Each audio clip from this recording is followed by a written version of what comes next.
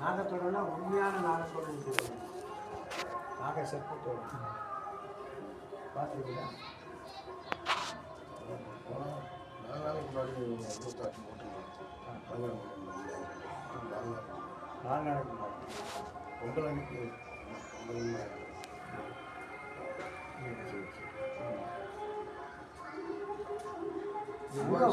இங்கே உருவம் வந்துட்டு போக தெரியுமா?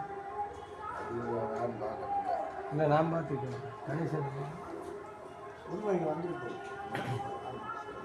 இப்போ நீங்கள் இதில் எத்தனை வருஷம் பூசாரி? 6 வருஷம். 5 வருஷம் வீடு தான் அடிக்க போவேன்.